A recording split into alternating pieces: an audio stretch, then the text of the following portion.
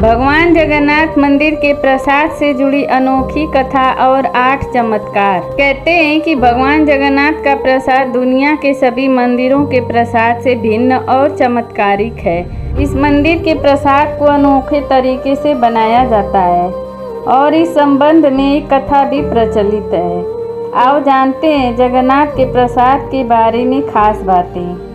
लेकिन वीडियो में आगे बढ़ने से पहले प्लीज़ वीडियो को लाइक और चैनल को सब्सक्राइब कर लीजिए। पहला, महाप्रसाद। किसी भी तीर्थ स्थान पर मिलने वाले प्रसाद को सामान्यतया प्रसाद ही कहा जाता है, परंतु उड़ीसा में स्थित जगन्नाथ मंदिर में मिलने वाले प्रसाद को महाप्रसाद माना जाता है। कहते हैं कि एक बार महाप्रभु वल्लभाचार्य एकादशी व्रत के दिन जगन्नाथ मंदिर पहुँचे। व्रत के दिन वहाँ वल्लभाचार्य को किसी ने प्रसाद दिया।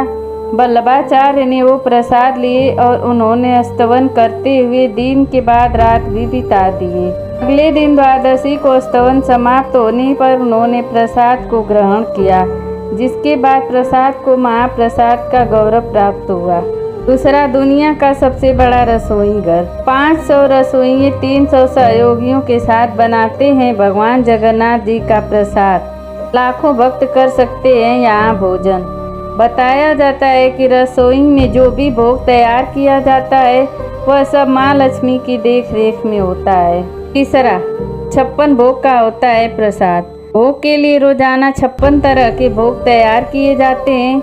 ये सारे व्यंजन मिट्टी के बर्तनों में तैयार किए जाते हैं। चौथा, अजीब तरह से बनता है प्रसाद। मंदिर की रसोई में प्रसाद पकाने के लिए 7 बर्तन एक दूसरे पर रखे जाते हैं। इस प्रक्रिया में शीर्ष बर्तन में सामग्री पहले पकती है, फिर क्रमशः नीचे की तरफ से एक के बाद एक पकती जाती है, अर्थात सबसे ऊपर रखे बर्तन का खाना पहले पक जाता है ना चमत्कार। 5वां, हजारों के लिए बनता प्रसाद और लाखों खा जाते हैं। कहा जाता है कि मंदिर में प्रतिदिन प्रसाद 20,000 लोगों के लिए ही बनाया जाता है, लेकिन त्यौहार वाले दिन 50,000 लोगों के लिए बनाया जाता है। लेकिन कहा जाता है कि यदि किसी दिन लाखों लोग भी आ जाए तो वह प्रसाद ग्रहण करके ही जाते हैं। 6वां, भरपूर होती है खाद्य सामग्री। मंदिर के अंदर पकाने के लिए भोजन की मात्रा पूरे वर्ष भर के लिए रहती है। प्रसाद की एक भी मात्रा कभी भी व्यर्थ नहीं जाती। 7वां, सबसे पहले लगता है माता पार्वती को भोग। यहाँ पर विमला देवी नाम से माता पार्वती का एक मंदिर है। महाप्रसाद बनने के बाद सबसे पहले माता पार्वती जी को भोग लगाया जाता है। इसके बाद भगवान जगन्नाथ को भोग चढ़ता है। 8वां, भगवान के विग्रह के समक्ष बैठकर नहीं करते हैं प्रसाद ग्रहण। ऐसी मान्यता है कि एक बार माता लक्ष्मी जी ने भगवान की इच्छा से ही नारद मुनि को यह प्रसाद भगवान की अनुपस्थिति में दे दिया था। इसे यह परंपरा है कि भगवान के समक्ष भोग ग्रहण नहीं किया जाए। महाप्रसाद कथा।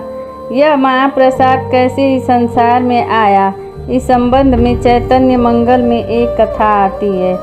एक दिन नारद मुनि कैलाश पर्वत पर शिव जी के दर्शन करने पहुँचे और उन्होंने श्री कृष्ण एवं उद्धव जी के बीच की वार्तालाप कर वर्णन उनके समक्ष किया। इस प्रसंग में उद्धव जी भगवान के महाप्रसाद की महिमा गान करते हुए कहते हैं, हे भगवान, आपकी महाप्रसाद माला, सुगंधित तेल, वस्त्रों और आभूषणों और आपके उच्छित भोजन को स्वीकार करने से आपके भक्त आपकी माया शक्ति पर विजय प्राप्त कर लेते हैं। यह सुनकर नारद मुनि कहते हैं, हे कैलाशपति, यह सुनकर मेरे हृदय में तो भगवान विष्णु का महाप्रसाद चखने की तीव्र उत्कंठा जागृत हुई है। इस आशा से मैं वैकुंठ गया और पूर्ण भक्ति भाव में माता लक्ष्मी जी की सेवा करने लगा।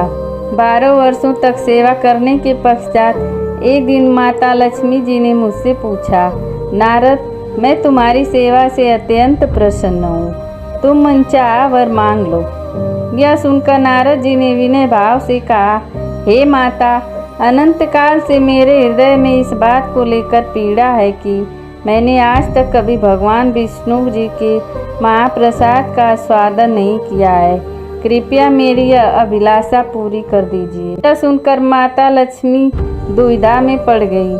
कहने लगी, परंतु नारद जी, मेरे स्वामी ने मुझे कठोर निर्देश दिए हैं कि उनका महाप्रसाद किसी को भी न दिया जाए। मैं उनकी आज्ञा का उल्लंघन कैसे कर सकती हूँ? परंतु तुम्हारे लिए मैं अवश्य कुछ व्यवस्था करूँगी। कुछ समय पश्चात माता लक्ष्मी ने भगवान विष्णु जी से अपने हृदय की बात कही और बताया कि उन्होंने भूलवश नारद मुनि को भगवान का महाप्रसाद देने का वचन दे दिया है। यह सुनकर भगवान विष्णु जी ने कहा, हे प्रिय, तुमने बड़ी भारी भूल कर दी है, परंतु अब क्या किया जा सकता है? तुम नारद मुनि को मेरी अनुपस्थिति में मेरा महाप्रसाद दे सकती हो। नारद मुनि ने आगे कहा, हे महादेव, आप विश्वास नहीं करेंगे, महाप्रसाद के मात्र स्पर्श से मेरा तेज और आध्यात्मिक शक्ति 100 गुना बढ़ गई है। मैं दिव्य भाव का अनुभव करने लगा और सुनाने यहाँ आया हूँ।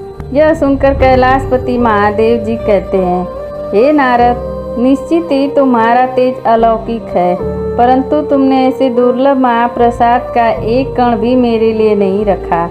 यह सुनकर नारद जी लज्जित हो जाते हैं, परंतु तभी उन्हें स्मरण हुआ कि उनके पास अभी भी थोड़ा महाप्रसाद बचा हुआ है। उन्होंने तुरंत उसे महादेव को दे दिया, जिसे उन्होंने अत्यंत सम्मानपूर्वक स्वीकार कर लिया।